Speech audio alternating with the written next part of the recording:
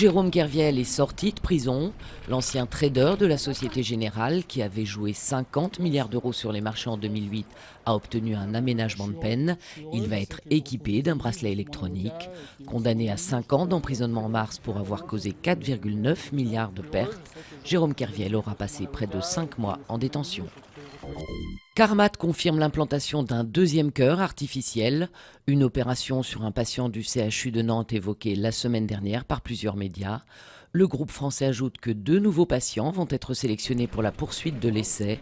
Le premier malade, équipé en décembre d'une prothèse, était mort 2 mois et demi après.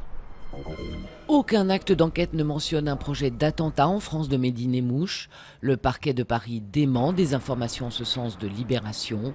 Selon le quotidien, le tueur présumé du musée juif de Bruxelles s'était vanté devant les ex-otages français en Syrie de vouloir commettre un attentat lors du défilé du 14 juillet.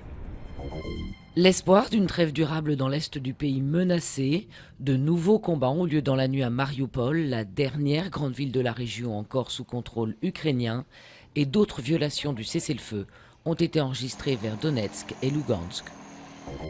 Baptême réussi pour l'Hermione, la réplique de la frégate sur laquelle Lafayette rallia les insurgés américains en 1780 a fait sa première sortie en mer, l'aboutissement d'un chantier titanesque de 17 ans. Le 3-mât va maintenant s'entraîner pour sa future traversée de l'Atlantique.